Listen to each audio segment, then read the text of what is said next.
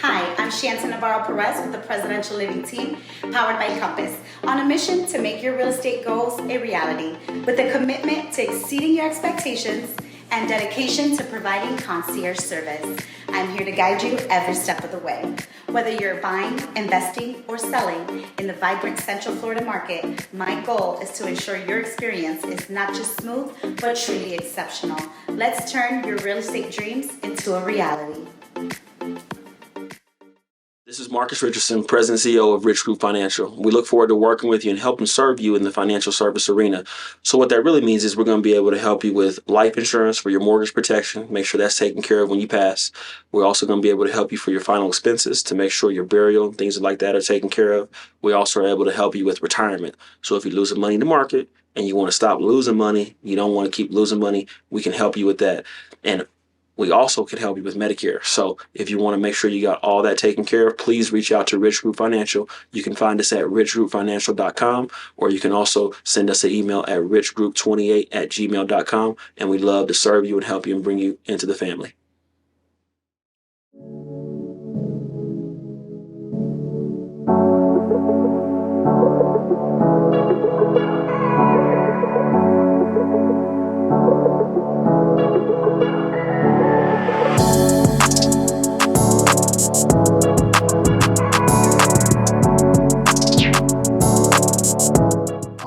Welcome to the Pro Formula Podcast. I'm your host, Tarek Shabazz, and this podcast is all about professional development. So if you're trying to take your professional skills to the next level, you're in the right place. In order for us to be able to bring you this great content, I'm going to need you to like, subscribe, or hit that bell on our YouTube page. You can also go to our Instagram, or you can go to our Facebook account. We look forward to seeing you at our next show. Thank you so much for tuning in. All right, welcome to the Pro Formula Podcast. I'm your host, Tarek Shabazz. And with this podcast, we really help professionals figure out that formula to take themselves and take their business to that next level. I'm super excited to be here with my man today, Mr. Nick Birdsong, who is the Director of Digital Media and Social Media for the Jacksonville Jaguars. What's up with you? What's going on, man? Glad to be on. Glad you got me. Man, I'm so excited to meet with you. There's so much that I want to talk to you about, and I'm sure that we're going to be able to help our listeners and our fans. But tell me a little bit about what you've been up to, man. Well, like I said, like you said, I'm the Director of Digital and Social Media for the Jacksonville Jaguars. So right now, just getting ready for the season. Obviously, just had an exciting off season with the draft. Schedule release was super successful this year. Yeah. And obviously, like coming off a good season where we made the playoffs, was a game away from making the AFC Championship. So really, just keeping our fans excited, keeping them engaged, and getting ready to rock and roll for the season. Man, shout out to the Jags. That comeback against them Chargers last year had me happy as an AFC West fan, Denver Bronco fan. I'll put that out there more specifically. I was so happy to see y'all take them boys out of there. I don't know, when you were watching that game and you see you guys go down big in the first half, what are you thinking? I was thinking we about to lose, man. like the wheels was falling off the bus, man. Obviously, like Trevor threw 4 interceptions in the first half. We get down 27-0, and just like nothing is going right. We had, I think, 4 turnovers. Had another one on a special teams. I think the ball went off a guy's helmet or something. And to his credit, I got to give credit to my team, my social media manager, a guy named Charlie Jordan. The entire time we were in the press box, he was like, "We're gonna win this game." Shout out Charlie with the confidence. So shout out my guy Charlie. Yeah, that's what's up. So when you were as you're watching those games, do you find yourself being like super invested, or are you still? I mean, are you super invested in the team and invested in what the team is doing? Obviously, you work for the organization, yeah. But do you find yourself getting caught up in the action of the game as well? Yeah, absolutely. So it's a little bit different. Like in this role, I can kind of do that because I work exclusively for the team. So like the first half of my career, and I know we'll get into that later, I was a journalist where you're taught like to be objective. You're not impacted by the wins and the losses. Your job is to tell the story of what happened. So obviously, like in this job, we're still paying attention, and we have to, serve the fans the content during the game because we're covering it. But yeah, absolutely. Like we ride the highs and the lows, the ups and the downs, the 4 turnovers, the comeback. That was probably like the greatest, most fun night of my career. It was an amazing time, and yeah. So you can be invested when you work for the team. Yeah. You still gotta make sure that you're on your P's and Q's. Like when content comes through, making sure you're getting it and delivering it to our channels. But definitely, I think that's the cool part about working for a team is you get to be locked in and kind of root for them. I like that. Yeah. So talk to me a little bit about what your role is, what your role consists of. What are you doing on a day-to-day basis? Yeah, so as as a director, I have a team of about 7 or 8. I could bore you with the whole org chart if you want to get into it, but basically my job is to just steer our social and digital team. So the way that really breaks down for us is social is pretty self-explanatory. That's the social media channels that we're all on: Instagram, Twitter, Facebook, TikTok.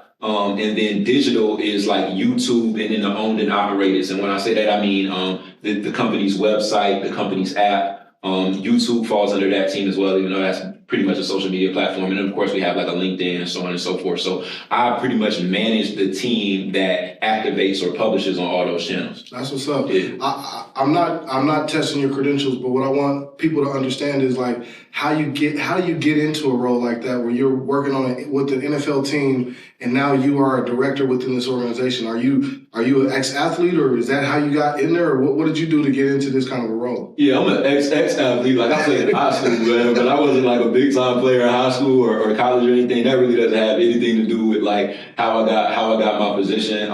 You don't have to be an athlete in order to get into this role. Listen and learn. Yeah. I always joke when I'm going back and forth with some of my buddies who was like ex-athletes, maybe like in college or stuff like that. I'd be like, I probably made more money off sports than you. That's a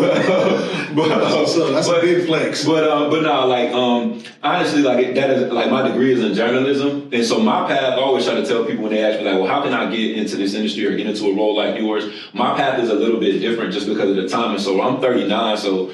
We're around the same age, so all of these social media platforms hadn't really like proliferated and weren't like they didn't exist. I try to tell my staff and like younger people a lot of times like, yo, I grew up in a time where social media didn't exist, and it's like the most unfathomable thing in the world to them. So for me, my path is a little bit different. So I have kind of like two answers. I'll tell you what I did, and then I'll tell you like now how you typically can kind of get into those roles. I like that. What was your path? Yeah, so my path was like I have a degree in journalism. Shout out to FAMU. Come on now, FAMU. You know how we come. What is that? I know that all the time. Every time I look up at somebody, it ain't quite like that, but show me what it looks like, man. You on the right path. I see him doing all that. I'm like, what does I look like a little snake or something? Anyway, I'm sorry. Yeah, it's not quite like that, but it's something similar. So basically, my degree is in journalism. So then, like, journalism kind of existed in like 3 paths. I graduated in 2006. So you had newspaper journalism, which was to be a writer, editor for a newspaper. Then you had broadcast, which was to be in front of the camera or behind the camera, being a producer. And then you had public relations. So I went the newspaper route, and so the whole first half of my career, I was a reporter. I was a high school sports reporter. I was a college sports reporter. Nice. And then kind of around 2012, I made the transition into doing digital media. I worked for a company called Sporting News, and they kind of gave me an interesting opportunity. They were like, you can write for us, like on our news desk, I think it was at the time, or they was like, or you can, we see that you're, at the time I was on social media, like, you follow sports on social. We see the stuff you post. We're trying to up our social media presence. Do you want to like help run our social media channels? And so at the time I was like, man, well, I already know I can write. Like I've done that my whole career. Social media stuff seemed to be popping off, and they giving me an opportunity to kind of pick up a new skill or whatever. I was like, yeah, I just do that or whatever. And so I got the opportunity at that time. It was just Twitter and Facebook to kind of help run their channels for a brand or for a big company, which is kind of different than when you're doing it personally. And so that kind of led me into doing social media and stuff like that. And so that was kind of like the catalyst for how I made that transition into running social media handles and stuff. And I had some other responsibilities and roles when I was at Sport News as well. But that was kind of how I got on into doing that. Nowadays, usually you're gonna have to, and then I was able to kind of hop skip a step and go straight into management. We can talk about that at some point. I can't wait to get into that piece. At some point, if you want, how that happened. But nowadays, usually they have like programs where you kind of, some colleges have social media programs where you literally learn how to run social media and stuff in college, which didn't exist when I was there. And social media for us was pagers, yo. We was on a pager. We were putting messages to each other in pagers. We didn't have ways to post and to get on. So I'm sorry to cut you off. Yeah, absolutely. So now you're usually going to have to go into an entry-level position, which is usually most places call it a coordinator, right? And so there's some skills that you're going to have in that role. Everybody knows how to publish on social media these days. I tell people you probably need to know how to publish. Capture is very important. You do it on your phone naturally anyway, but you're going to need to be able to edit or synthesize that. Like filming something that's long and making it to something that's 30 or 60 seconds and palatable for a social media channel. And then you're probably going to have to know a little bit about analytics and how that informs the decisions that you make. So the native analytics that you get on your app, like, okay, what time should we post? Stuff like that. Those are kind of like the basic things, and you can hopefully land an entry-level role in social media, and then you kind of just work your way up from there. That's a general way to kind of describe it nowadays. All of you future content creators, I hope you heard that. You sometimes got to start as a coordinator, work your way up from the coordinator, and you get yourself into some management. How were you able to parlay and get yourself into a management role? Yeah, so it's two ways. Well, one, I got a job with the Nuggets. Shout out to the world champion Denver Nuggets. Put some respect on them Nuggets, baby. All right, so prior to working for the Jaguars, I worked for the Denver Nuggets. I was a manager of social media there, but really a lot of the skills that I had while I was at Sporting News, I was able to kind of talk the Nuggets into believing that I could run their social media because of that. So I had worked with a budget, which in some roles is important. I had hired freelancers, so I kind of had a staff. I knew how to like edit articles and stuff like that. So I'm managing the writers for the Nuggets website at the time, which was like one or two.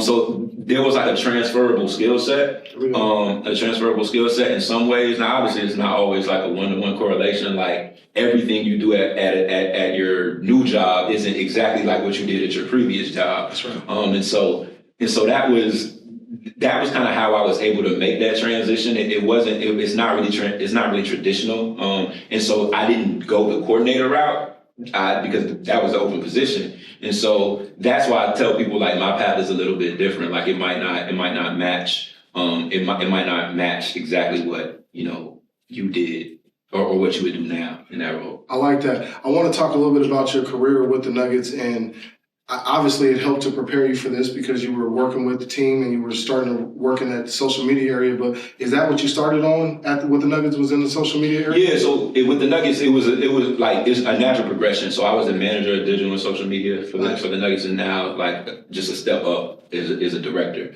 So it was very, very, very similar, kind of like a natural progression, like once I got to that space. So working in the NBA and then working in the NFL, is it a commonality? Like we're in professional sports, as you're saying, but obviously in NBA you got 82 games. NFL you got a 16 game season. Talk about that a little bit. Yeah, absolutely, man. So of course it's professional sports at the highest level. So there are some commonalities.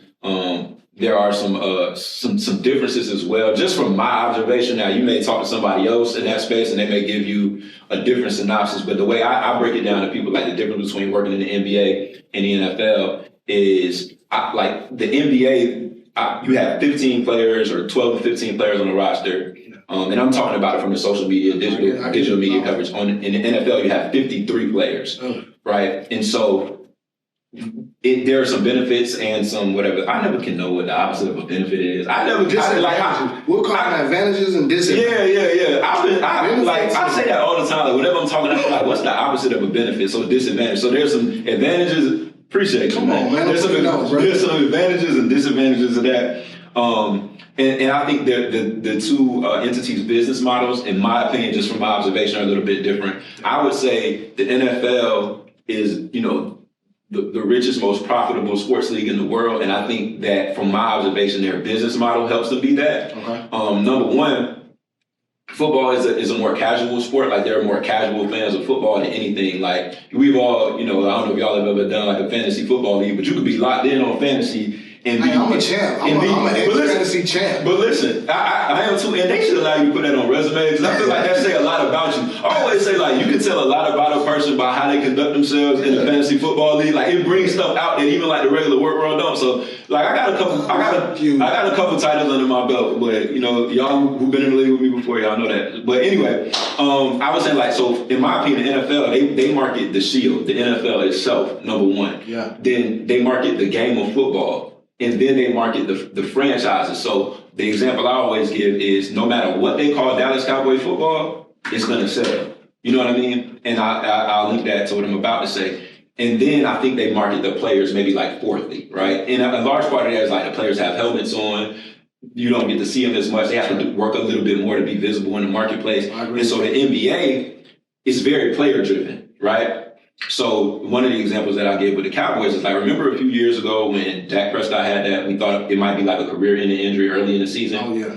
I always say, even if that was a career-ending injury, that would have been terrible for Dak. But for the Cowboys, their profit margins probably wouldn't have shifted really much at all because they built that brand, that star is what people are buying into. You a Broncos fan. You've seen the Broncos when they're up, when they're down, and you ride with them regardless. That's right. In basketball, you see it's a lot more player-driven, so you get to see these guys, you know a lot more about them, you know a lot more about their personalities. They have, more position, more power just because it's more, the skill set is more finite, you know what I mean? So the NBA almost markets the player first. Yeah, in my observation. But no, I'm going to go with you. Like my son, shout out to my son Amir and to my son Leslie.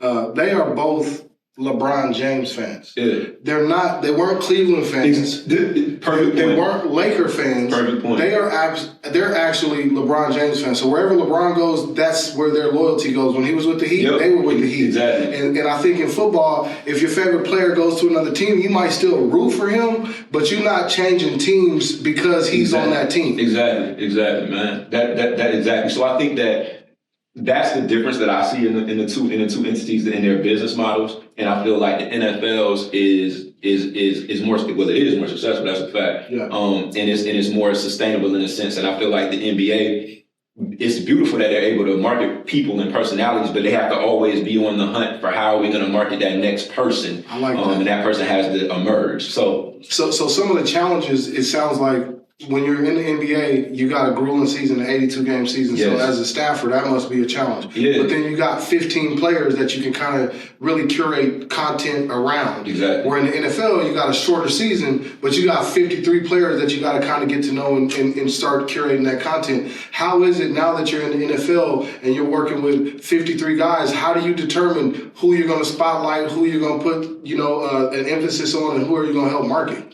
Yeah, I think your job is to market, all of the guys, is to market the team in and of itself. Now, I'd be lying if I said that they're not like some guys who are more popular than others. Yeah. But I think the other beautiful thing about football is that you have the players to market to your audience, but they bring an audience with them from their college, and that college fandom is very, very strong. Sometimes even stronger than, as strong or stronger than some NFL teams. So it might be a rookie who's coming in, and obviously he hasn't proven himself in the NFL yet, but you can, with something like the Instagram collab tool, which is like a gift for all like content creators, you might post a play that he made in training camp and you collab with this college. And so now you're exposing, their fan base to the Players Pro Team fan base. And like you said, they are a fan of this guy, but they're also now paying attention to your channel. So I think, and sometimes the action just dictates it. Like, okay, this guy scores the most touchdowns. Yeah. And then you learn he's the face of the organization. Trevor Lawrence is probably going to be highlighted and marketed a little bit more than the defensive tackle, who's the third string guy. Yeah, absolutely. And some of it is just in football, the quarterback is going to be a big deal. But the beautiful thing of it too is like you get to learn the guy's personalities, different things they're into, and you make that a part of the team's narrative and how you market the team. I like that. I think it's interesting, just looking at the different dynamics of that. I want to kind of get into. Did you always want to be in sports? I know you were you said ex-athlete. Yeah. Shout out to the high school athletes out there. Yeah. But did you say, I'm going to stay in this, I got into journalism, and I'm going to find a way to stay into the game, or how did that choose you?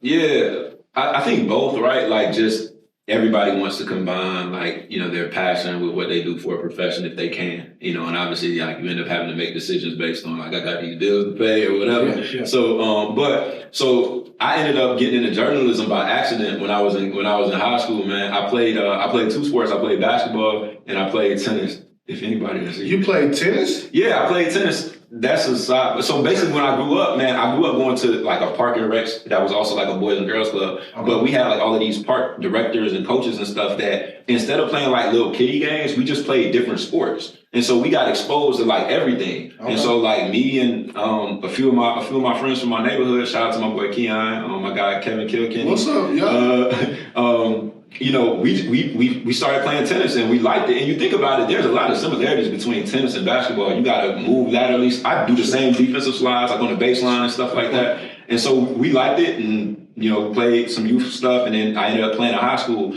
But how I got into journalism was, how you got to take like 2 years of a foreign language usually in most high schools. That's right. So I had my 2 years done, and then I was taking Spanish 3. This is a funny story. And my tennis coach was a Spanish 3 teacher, and he would be in class talking to me about matchups and practice, and I'm like, man, I'm not trying to hear all that. Like, what's up with the Spanish? Yeah, we could talk about that after school or whatever. And so I went to my guidance counselor, and I was like, I will do whatever it takes to get out of this Spanish 3 class. And the only class that was open was like a newspaper journalism class, right? Nice. So I had always done well in English and stuff, but I never thought about being a writer or anything.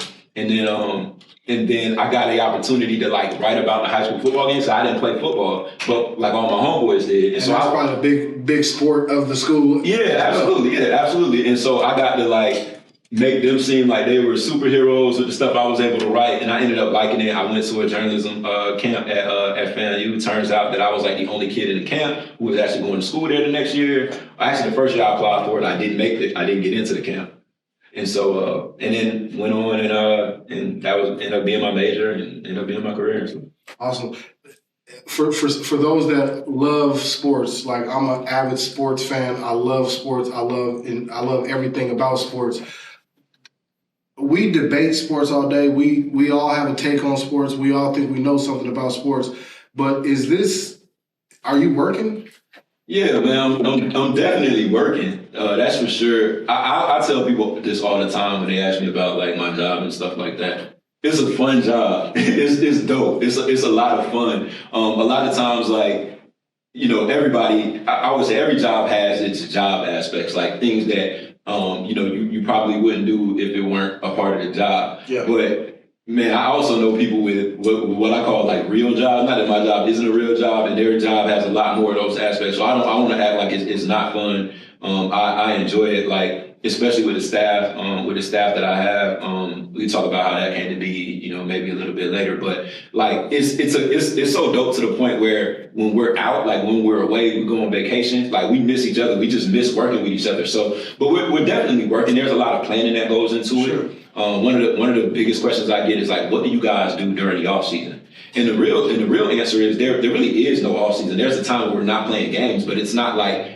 that. Actually, that's probably where more work is being done. That's where you have to do a lot more project management. So you look at like football. Of course, there's 17 games and 3 or 4 games in the playoffs if you make it that far. So the games are only played in this like 4 or 5 month window. But if they're the most profitable sports league in the world, obviously they know how to generate revenue throughout the year. And so they do that through stuff like as soon as the season ends, you got the combine coming up. That's right. You got the draft coming up. Right after draft, you got schedule release, that's the day where you're going to drive more single game ticket sales than any other day of the year. So there's huge business ends associated with that. And then right after that, rookies report for rookie mini camp, and you basically just start everything back over. And so there's a ton of planning that has to go into this. And that's probably another difference between the NBA and the NFL. The NBA, you have 82 game days, and then you have 82 days where you're coming out of the game. So that's 164 days of your calendar marked up by games. In the NFL, you have like 17 and maybe a few extra game days. And you're trying to drive all of your traffic to your website, to your social channels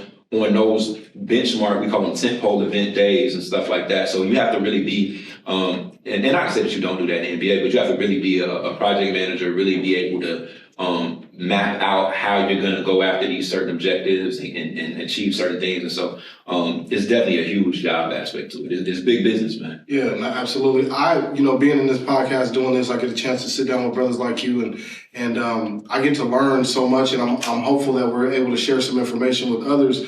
I think loving what you do is an important part of being successful. Would you agree with that? Absolutely. I think I don't think it's necessarily like a must for everybody. But I think that if you can, it depends on how you approach like vocation, how you approach work, right? Okay. Some jobs in and of themselves are just fun. Like if you're a professional athlete, you started playing this game, because playing a game because it's fun. If you are able to retain that, of course, it makes it that much easier. So I think like it matters like, what motivates you and why you're motivated. Okay. For me, just in a like strict sense, in what I do is it feeds my competitive nature. Obviously, I'm not an athlete. Like you said, I'm an XX athlete, right? Well, that's what you said. That's what I said. Yeah. I'm an XX athlete, right? So, but I'm competitive. So, like, the example I give is like, if me and you just at the basketball court and we just shooting change, like we just shooting, right? We're not competing against each other, but in my mind, I'm competing because I'm keeping track of how many shots you've made, how many I've made. And so in this business, in the social media space, there's so many metrics. Like you can see how many page views your website got, how many likes, how many, I guess they call it's X now, it's not Twitter, how many reposts, how many shares, all of that. All right, thank you all for joining the show. Just a quick reminder, if you like the content that you're receiving and you want to help us out, we really would appreciate that. If you want to help, you can go to our Cash App, which is $the Pro Formula, or you can go to our Patreon account, which is patreon.com/the Pro Formula. Thank you so much. Your support means the world to us. In the league, every week you get a report to see how you stack up against all 31 other teams. And so for me, it feeds my competitive nature. And a lot of the people that work on my team or that work on our marketing team are like that as well. So it's just competing in a different way. But I think that's not the only motivating factor for doing well in your job. But for me, that's a huge one. I think that's the key right there. That's the key to success is you got to be willing to compete and still put yourself out there. And I won't put myself out there as an athlete anymore because I don't have it any longer. But I love to compete. When I was driving on my way here for my interview, it was a car that was right next to me, and it seemed like he was trying to beat me. I don't know if I'm competing with myself or I was competing with him, but I'm gonna tell you, I was out there trying to make sure that I was there. So I think one of the keys to success is being competitive and taking some pride in the work that you do. Yeah, absolutely. And I will say, I think that's universal. Like you have to take pride in what you do. Shout out to Brooke Hoppy.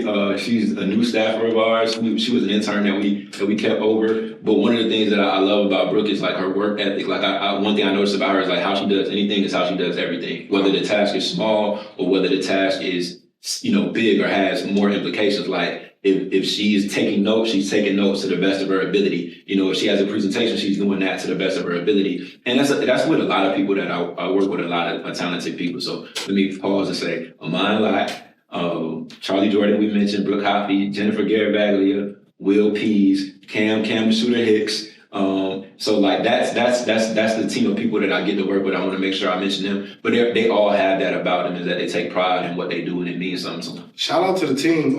Just as we're talking about the team and developing team dynamics, what are things that you look for in those team members, and how do you continue to find these type of team members that are going to be productive or that are going to fit the kind of culture that you're looking to build within your program? Yeah. So to kind of piggyback off of what we were just talking about.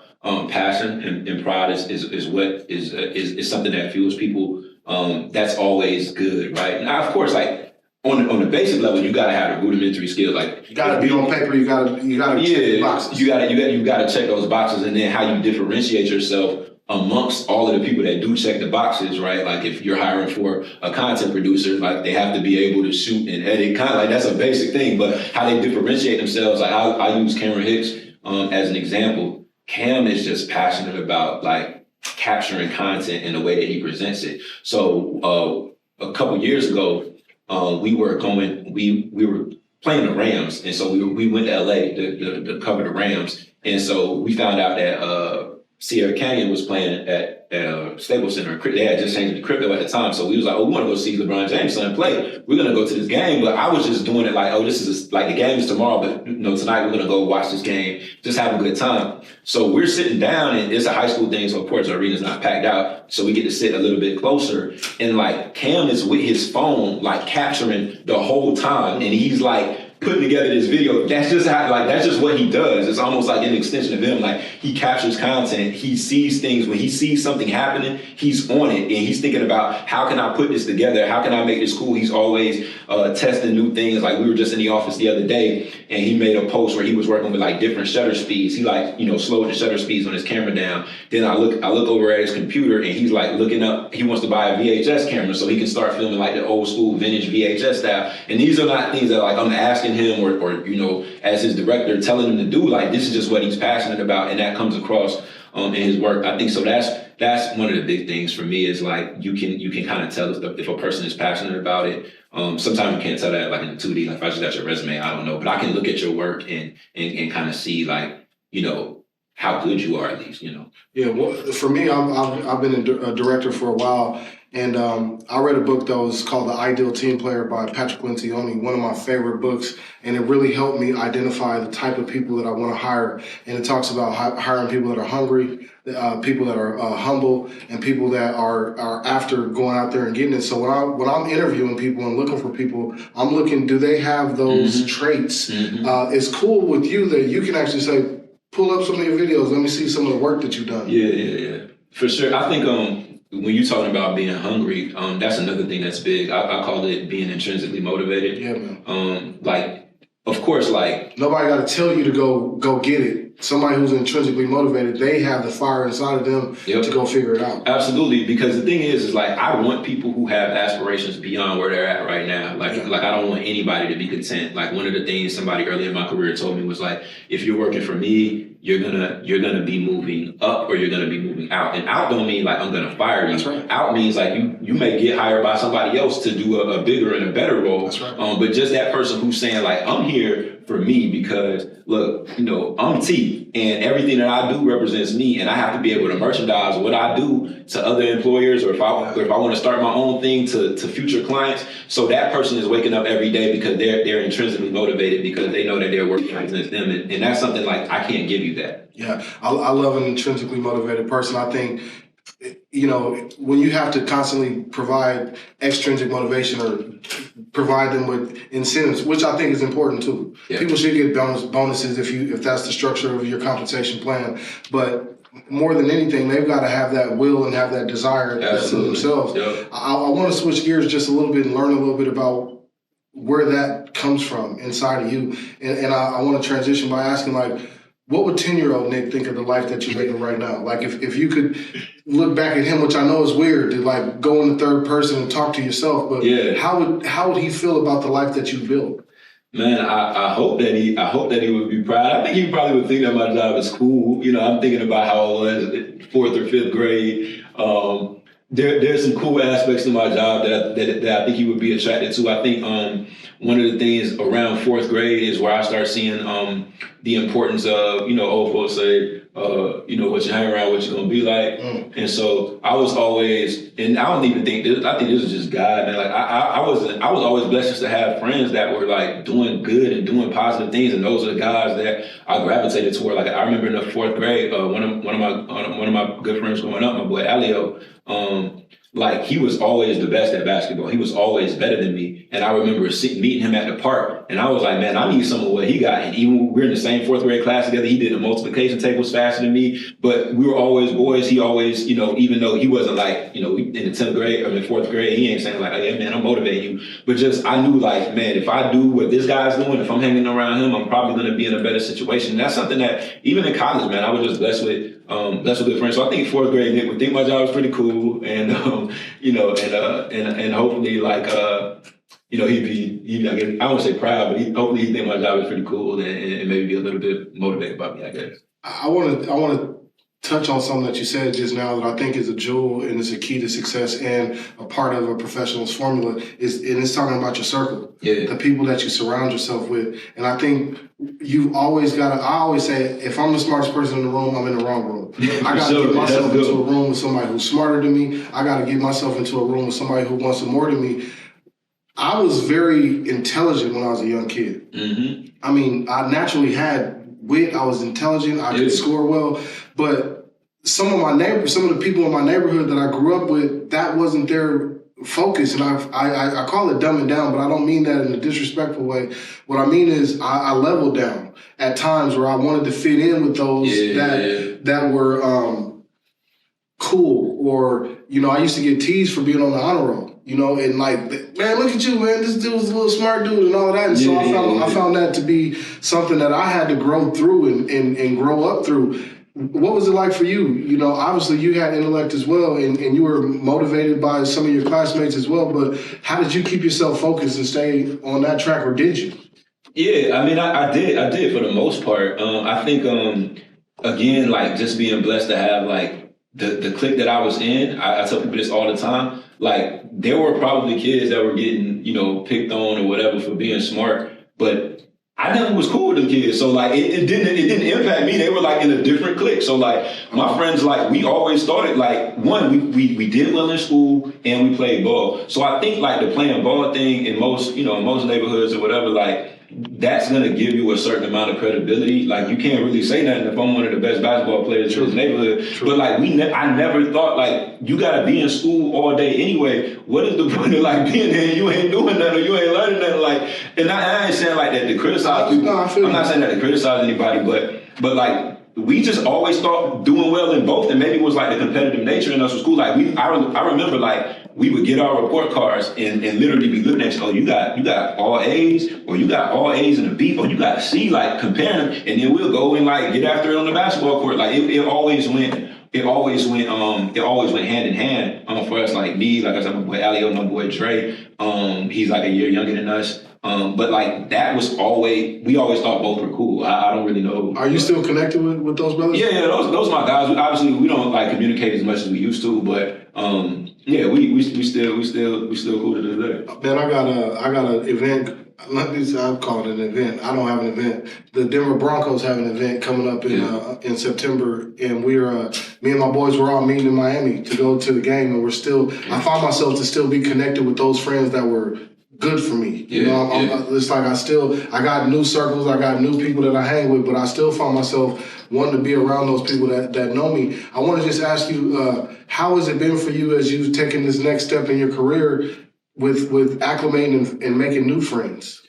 Yeah, man, that's probably like one of the more probably more difficult things. I think it was in general, like as an adult, like typically when you're growing up, you meet your friends at school. You know what I mean? School is a little bit more social than work. Like work, you have to go in, do what you got to do.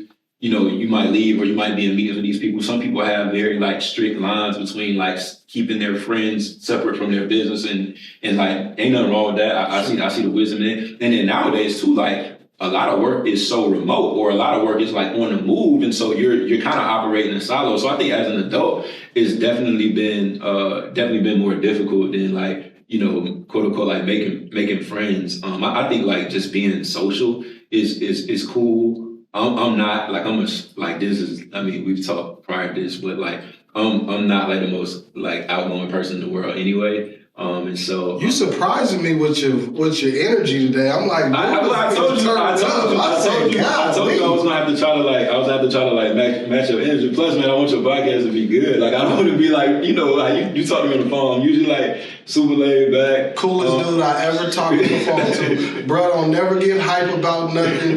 Be just chill. I'm super excited, and he'll say something like, "Man, I really think you onto something, man. That's a really cool idea that you got there." And I'm thinking, does he like my idea or does he not? Yeah, man. So that's just how I am. Like we were saying before, like my mom just told me growing up, like the house would be on fire and Nick would be like, "Hey man, I really think like, we should all gather our belongings and depart so that we don't get engulfed by the flames."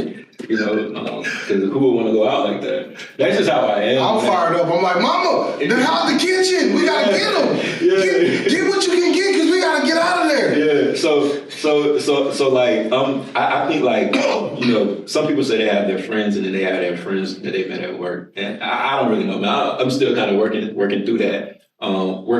But I think just being you and letting relationships happen organically, whoever gravitates towards you is cool. But also see the benefit in some people who I wouldn't say forceful, but who are just intentional about making relationships with certain people. I'm making this dude my friend. He ain't been trying to down. I'm making brother my friend. I call him. I'm trying to hang out with him. I'm trying to figure out how we can get connected because I moved out here to Florida, y'all, 2 years ago, and I was a remote worker. Yeah. And I need to be around the water cooler. I need to talk to somebody. Did you see the game last night? And wifey is so happy I'm at the house and she's just living her best life. I'm miserable. I'm like, I got to get around some human beings. I need some human connection. So thank you for providing me with a little bit of human stimulation, man. I appreciate that. Same, man. Likewise, man. Like I always say, like, I'm so laid back that like if I usually like a lot of my friends or like, you know, people that I'm drawn to are like more outgoing, you know what I mean, than me. Opposites attract almost. Yeah, because if I was just friends with people who were like me, we'd bore each other to death. You know, yeah, y'all might not even ever talk to each other or see each other. For real, yeah. You like, hold on, but you know, I understand that because my wife is on the other end of the spectrum and she is in her best world. Shout out to my wife from that. Yeah, she's in her best world. You know, my wife, she is this outgoing. You know what I mean? Like she just has that naturally. That's, you know, I'm the opposite from that, but. I'm like, even like I was saying about Amon a lot. Our social media specialist, shout out to Amon, Duval County's finest, Reigns High School, Viking. Shout out to my guy, Rattler as well. Everybody know Amon. You might, if you don't know him in Jacksonville, you're gonna know him because he's like, I always say, I wish I had his personality. He's just a super outgoing person, man. Shout out to Amon. Like never met a stranger before. I'm like, man, if I had what you had, like I would like. I'd be on top of the world, man. But that's, you know, different sorts of different folks. But I've always been drawn to people who have that in them. Yeah, I like that. I wonder, what are some things that you took as a child? Like for me, I'll give you an example of what I'm about to ask you. When I was a kid, I was the leader and the mouthpiece. Yeah. I didn't know this though at the time. But we would have to. I ran track growing up, and we were going to trips, and the kids would, you know, I'd have to raise money so that I could go out of town, and we were selling world's finest chocolate bars.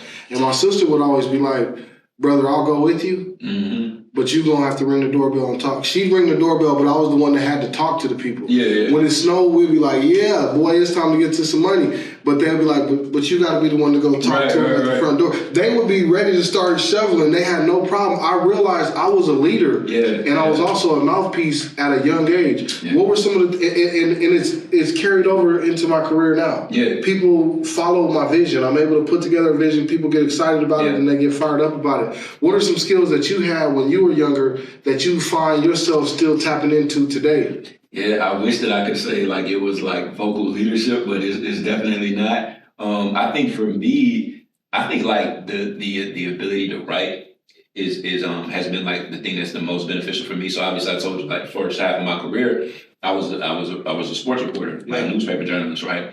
And so I thought coming into the team space, this is something new. These people have worked for teams their entire career or longer than I have, and it was going to be like this, you know, just a huge shift for me, which it was in a lot of ways. But man, the ability to be able to like hear something or read something, synthesize it into something that's palatable for other people and that's communicable, like that's a huge advantage for me. Like that's just been a huge advantage for me. Like I can write out a one-sheeter, I can write out a deck or whatever, and I know that I can write it in a way that you can understand it, that it, you know, that I'm pretty sure the person that's receiving it can understand it. I can spell, I can put sentences together. Obviously, I got a degree in journalism, so but man, that's a huge thing. Like for a lot of people, that's really a difficult thing for them, or they struggle with it. And so for me, like just to be able to communicate in that way has been beneficial. I think it's cool when you understand what your gifts are. I was recently at a seminar, and his brother said, your gift is what comes easy to you, but it's hard for others. Yeah. And when I heard him say that, I said, I want to repeat that to y'all. Your gift is what comes easy to you, but it's hard for others. And a lot of times, if you really look at your life, you'll understand what your gift was. You had that gift when you were 7 years old, or when you were 10 years old, or 15 years old. But then you went away from that trying to be something else. And I think it's important. J. Cole, shout out to J. Cole. He's got a song called Love Yours. And in that song, he's just saying, yeah, somebody's probably got a bigger house. Somebody's probably got a finer wife, but love your wife, love your house, love what you have. And I think when you look inside of yourself and see what your talents and what your gifts are, and you just fall in love with that, it's a lot easier than me trying to be Nick. So when you always say, well, not always, you just said a couple minutes ago, you're like, man, I wish I had Amon's talent. But that's what makes Amon Amon. Yeah, your talent is what makes you you. I'm gonna be weird with you one more time.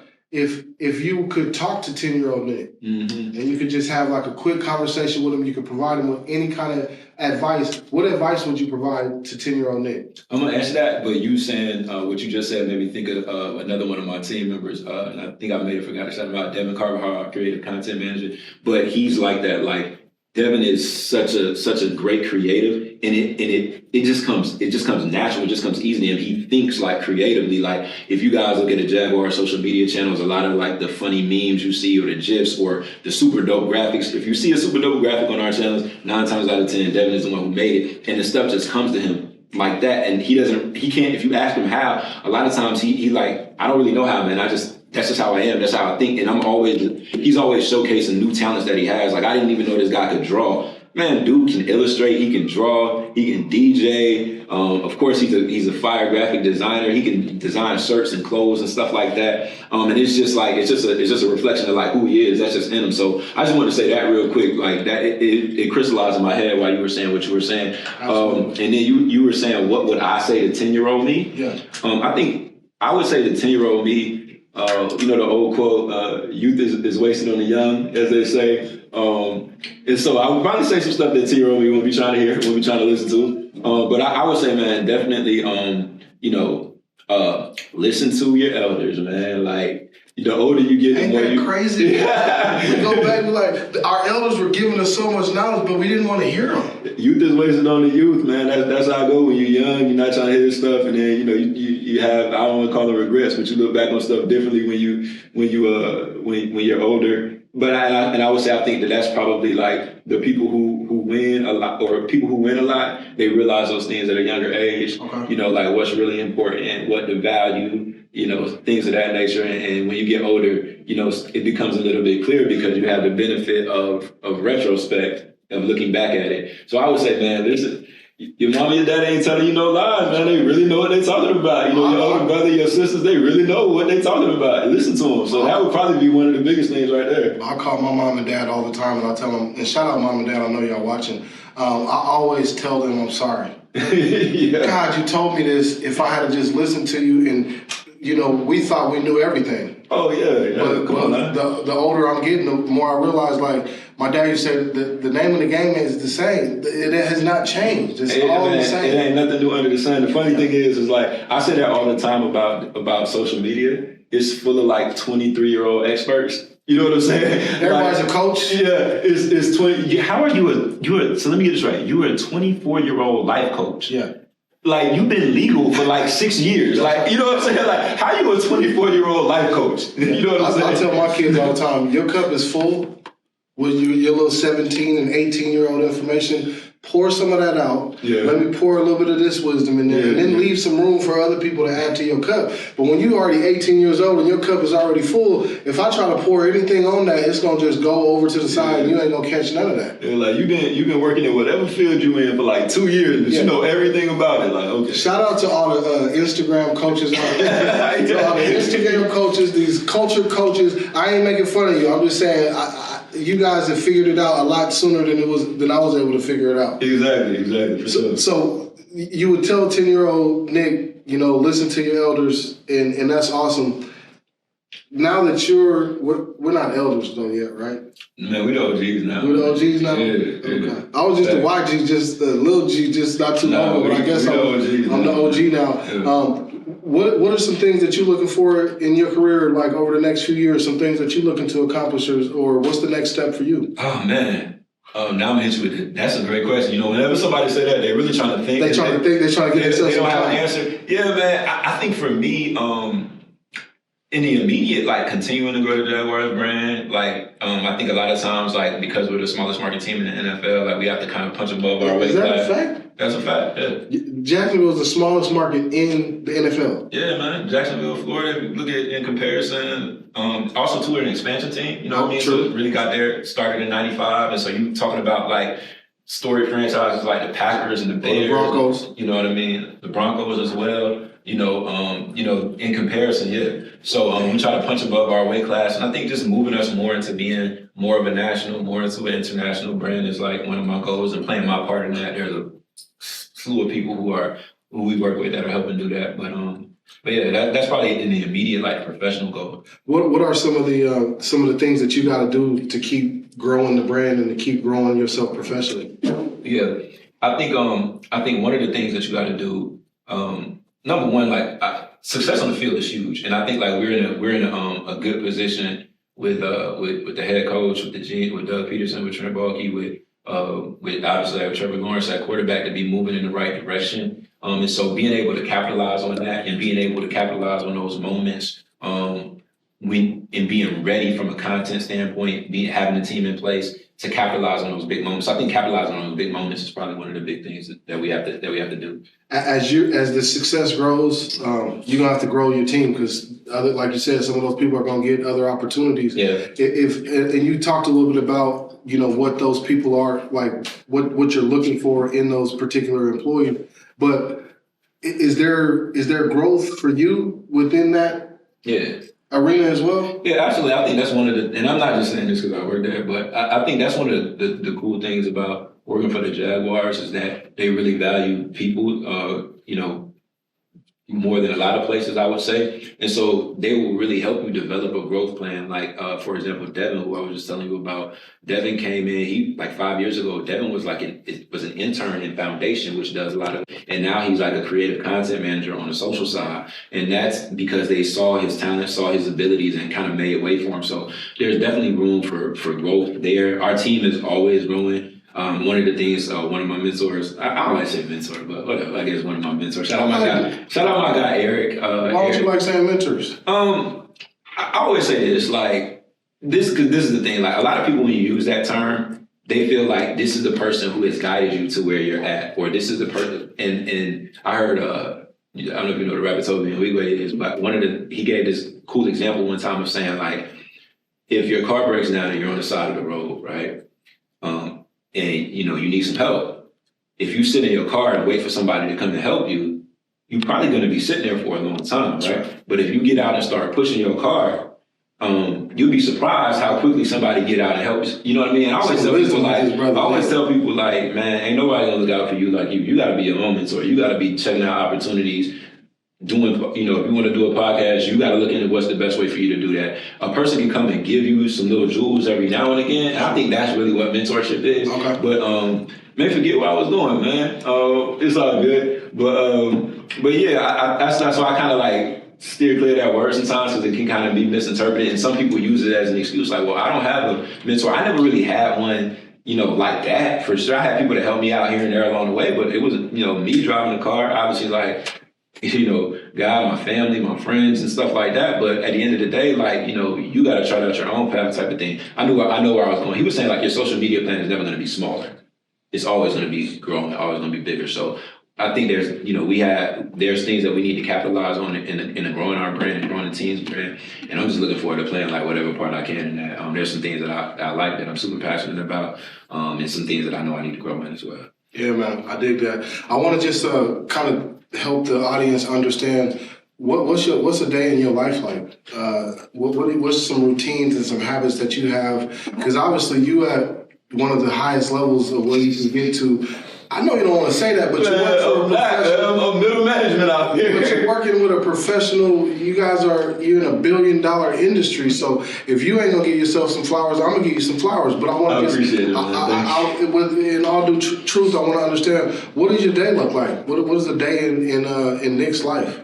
Yeah, again, that's a great question. But I think, like, honestly, in Louisville, like, some people really have like a rock solid routine, right? That they know they can go to. That's foundational for them. That helps them keep everything intact. That's something that I'm still working on. I'm always trying to do that, and I'm not consistent with it. So some days, he's being humble, y'all. No, for real. Like I need a better routine. Like right now, I'm not working out, at all. Period. I read, but like I need to be more consistent. I need to be more focused with it. And so like shout out to one of my friends, my boy Ramon Bellingham. He got us doing a 5 in a year plan, so I do that. Oh, nice. But yeah, man, like I think for me, I like that a lot of my days are different. But basically, from a work standpoint, like every morning at 9 a.m. we have we call it a daily social digital huddles where we talk about all our activations, everything we got going on in that day. We have some other kind of like benchmark. We have some other kind of meetings based around certain projects, but we start out our day by planning our day. You know what I'm saying? We look back on what we were doing. Yeah, roadmap. We start up, and it's basically so nothing slips through the cracks. And I think like having my team at least come together initially to start the day with some togetherness. It's a good time to talk to everybody because you might be doing different things. And it's also good thing to make sure that you're on point and on target. A lot of people talk about like planning in the big picture. You got to make sure you're on point for the day. Yeah. So that's one of the things.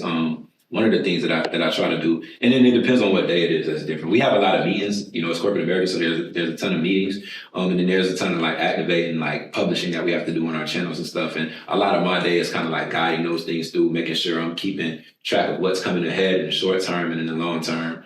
I, take calls. It's a job, man. I take calls. It's like I always tell people, like, if you were to shadow me, it might not be like the most interesting thing in the world. I think it'd probably be more interesting to shadow like somebody who's like a content creator because they're the person that gets to put the camera in front of the players and interact with them and stuff like that. So a lot of my day is really just making sure like I start the day understanding what our goals and objectives are and helping our team like achieve them throughout the day. Yeah, I can respect that. Just kind of shifting gears a little bit, I wanted to learn a little bit about if you could provide just a couple pieces of wisdom to content creators who are out there, people who are out there trying to build their social media platforms. Jacksonville is the number 5 Twitter team, if I understand that correct. Number 5 Twitter team in the entire NFL. According to Complex, we are. Yes, sir. Okay, so shout out to you and shout out to your team for all that. What are just some basic tricks and some things that you would provide and you could let the audience know on how to grow a better followership or create better content? Yeah, I think number one is not number one, but it's the person that came to my mind. Someone says number one. Not like I'm ranking them, but consistency is key. Yeah. Because I think if you're consistent, you're gonna start finding like commonalities and trends, and you're gonna it's almost like doing market research. Like you got to understand your market. So like our voice on social media is something that our fans really appreciate. But the way that we've developed that is we understand kind of like the idiosyncrasies and the quiddities of our fans, like they're kind of quirky, the inside jokes, the things that they're passionate about, the things that we know are going to resonate with, or we're going to resonate with them, so on and so forth. And so being consistent and like being social on social media, like don't just post, reply, interact, engage. Yeah. You know what I mean? Understand like there's influencers, and I know that's a crazy word right now, but tastemakers amongst the people that are following you. Find out, and this is really like a business thing.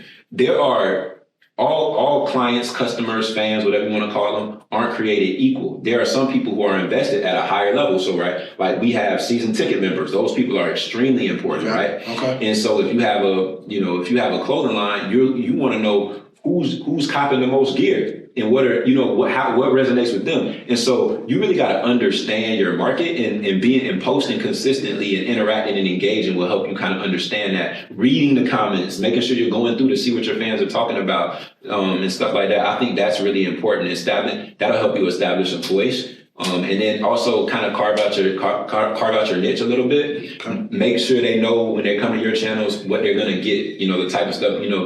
Some people are really good at talking about sports. Some people are really good at talking about movies. Some people are, and then make sure that I would say this: have a high threshold for quality. You know what I mean? Make sure that when you post something, you basically are presenting to the marketplace, right? So when you step out, you want to step correct. If you do a video, man, make sure the video is high quality. You know what I mean? Make sure make sure the video is the right aspect ratio, right? Like this is a Snapchat. This is a Instagram story. I need a 9:16 video. I need a vertical video.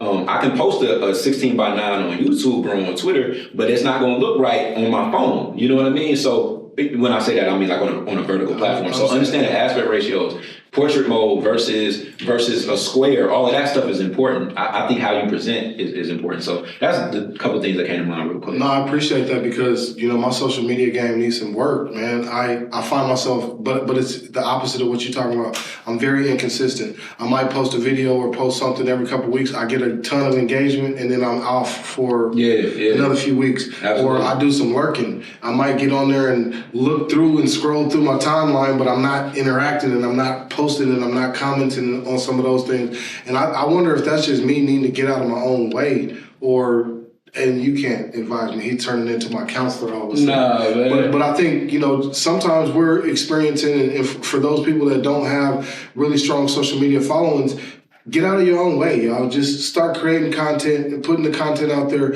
high quality content. Make sure you're curating it towards your audience is what I'm hearing you say.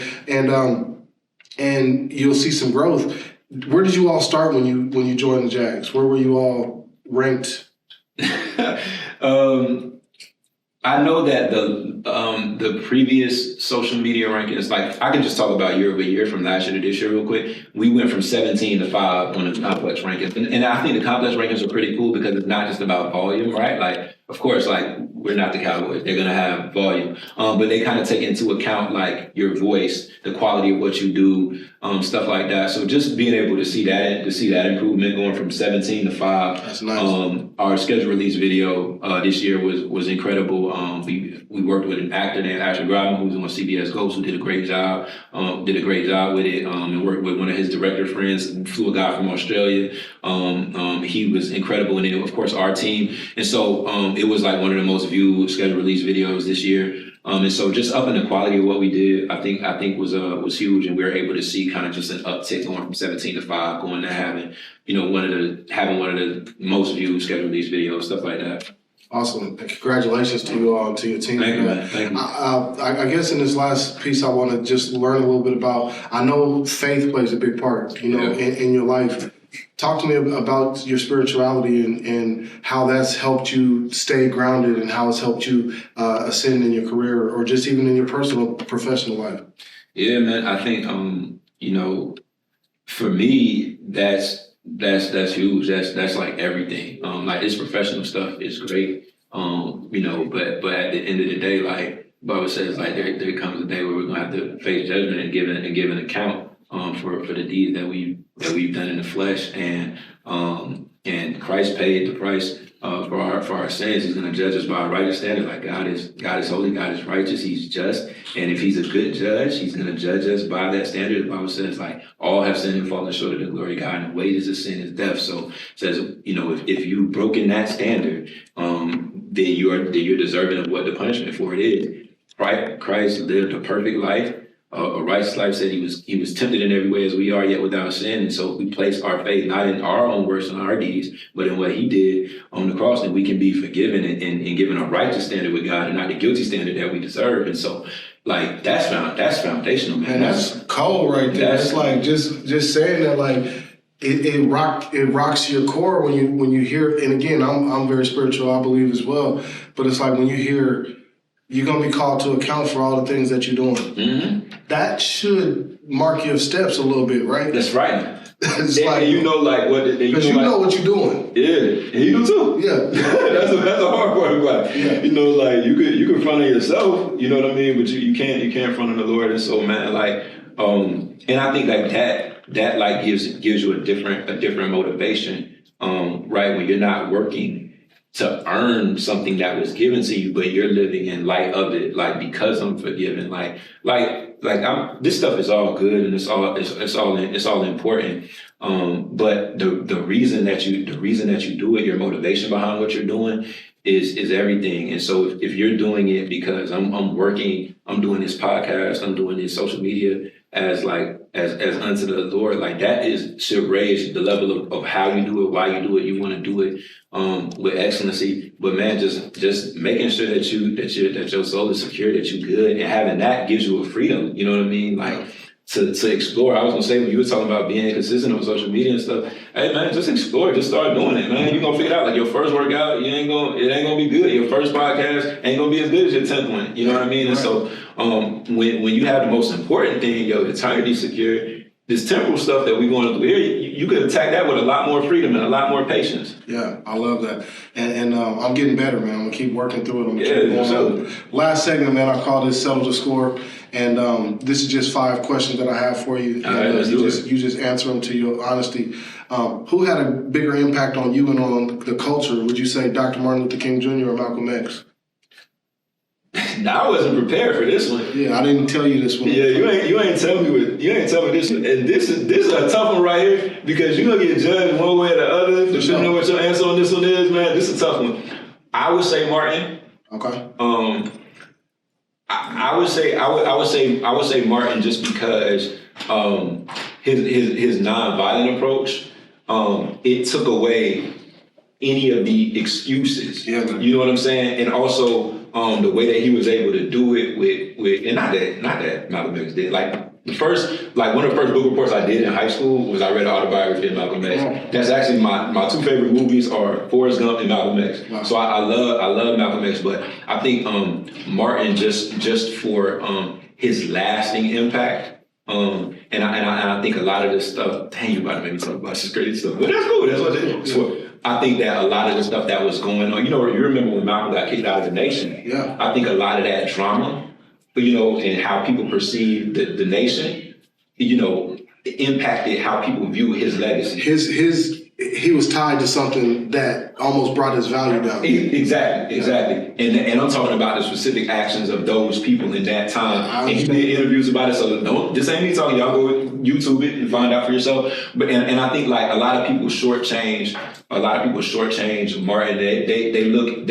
They don't look at the whole of his work and what he was able to do, and especially what he was trying to do right before he was assassinated. Like a lot of people don't understand that. He was really trying to turn this thing economically, man. He realized that the real power was going to be in economics. Yeah. And we always talk about I had a dream, but really he was saying, I fear I led my people into a burning building, because he hadn't brought the economic side into it soon enough. Yeah. So and to your point, like soon enough is the key, because I mean the dude he was our age when he died. Like I'm still trying to figure regular stuff out. This dude was leading a movement, dog. You know what I'm saying? So yeah, that's my answer for that one. Let's go. All right, here we go. This next one makes everybody want to fight. I don't know why we want to fight about this, but is it Mike or is it LeBron?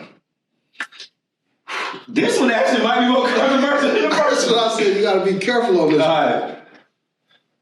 What are we talking about? Who's the best? Best basketball player? Who's better? LeBron. LeBron's better than Michael Jordan? Yes. Oh, my God. You got people. Okay. I ain't going to argue with you on that one. If we talking about all-around basketball player, like whatever you need done on the court, it's LeBron James. And then we could also talk about like context and stuff like that. And I know, like, look, man, if you make an argument for either one of them, I ain't arguing with you. I love me some Mike. Yeah. I just think all-around basketball player, LeBron can score, assist. He can be your point guard. He can be your power forward. He basically is positionless basketball. He's LeBron James, and you put some pieces around him, and y'all gonna be successful. And the fact that he's still doing it, is still at the level that he's doing it, going into year 21. Like, he's playing against guys whose dad played in the league against him, and he's still one of the best, man. Jordan, the Wizards years, those didn't exist. Years before, when the Pistons, he was balling with the Wizards. The years before, when the Pistons were putting him out of the playoffs, we don't talk about it now. If we talk about who had a better 6 or 7 year stretch, Mike had the greatest 6 or 7 year stretch in the history of team sports, and I love Mike. All right, so we off that. I want to be your friend now. I'm not sure if I want to be your friend, but I'm joking. I love me some LeBron. I love Mike too. If you had an opportunity to go on vacation, you going to Miami or you going to LA? Ooh, that's a tough one. And I'm from Florida, and I really only been to Miami a few times. I've been to LA, but not like that. Jeez, man, how much money I got? You got however much you need. And money ain't the issue. Money ain't the issue? Because that's a big part when you plan a vacation. Yeah, the money piece, boy, in LA, you got to have some. Boy. You know what, man? Honestly, if I got to choose between one of those two, I'm going to do Miami. I'm a Florida boy. I've never, been on South Beach like that. I see, the Key Biscayne and all of that stuff. I might do Miami if I got to choose between the two. I really got a dog in that fight, though. Yeah, okay. Yeah. What about, you rather read a book or listen to an audible? Read a book. Man, there's something about sitting down with a physical book, turning the pages. I even think there's probably some social science behind you retain more when you actually read it, because you have to read it and then you're repeating it against yourself. It's like you learn better when you take notes, physically writing notes, than when you just listen to something. I love sitting down and reading a physical book. I probably only listen to 2 audiobooks my whole life, and I think one of them I didn't even make it all the way through, so definitely reading physical books. I'm reading physical books all day long. I love turning pages. I love how it feels when I get to the last page. I don't know what it is. Yeah. I just get fired up, and I love that. Last one, and I think I know the answer for this one, so it'll probably be an easy one for you. Who had a greater impact on the culture? Was it Tupac or was it Nas? Oh, greater impact on the culture? I think that's easy. That's Tupac, man. Just to be a guy who, passed away or was murdered at 25, and we still talking about him. Just his impact on the culture, even on like flow, like the way that people rap, whether they do it at the level that he did or not. His style. I was just talking to one of my partners who got a clothing line, and we were looking at a picture of Pop from a Carl Kanat ad. So impact on the culture between those two, not even close. That's Pop. Is it close on the rap? Who's the better rapper? In my opinion, just lyrically, no. Nas is my favorite rapper ever. I think, but also too, we gotta realize, man, like we didn't get to see Pac evolve into what he could have been. Like he was 25, you know what I mean? Like we've seen Nas start from Live at the Barbecue when he was 16, 17 and still making albums now. Like he got to be an artist and grow and develop. Like we got to see Pac for a little snapshot, you know? Yeah, I can dig that. I want to just thank you for your time today, man. I really have enjoyed getting to know you and really learning a little bit more about your journey. I want to tell you how proud of you I am, brother. Man, I appreciate it. He gets so weird when I say things like I'm proud of you. I'm just a dude with a job. I'm proud of your podcast, man. You got microphones and like being able to set all it up. You got the vision for it. You official with it. I had to sign a waiver. I don't know what you gonna do with all of that. I'm kind of afraid, but like this thing got me signing. Is this a waiver or a disclaimer? You know what I'm saying? Waiver, man. I'm just saying I can post your video, man. It's all good. But I mean it. I think, I want to highlight the professional. Yeah. And you're a professional. Thank you. And this it's not always about, but there's people higher than me, there's people doing more. It's people doing less. There's some people that don't work for the Jaguars, never worked in the NFL, never worked in the NBA, never will. So I just want to tell you, salute to you, man. Thank you so much for joining the show today. And man, this is the end of our episode today. You've tuned in to the Pro Formula Podcast. I'm hopeful that you enjoyed that. This is my guest today, Mr. Nick Birdsong, and we'll see you next time. Peace be on to you.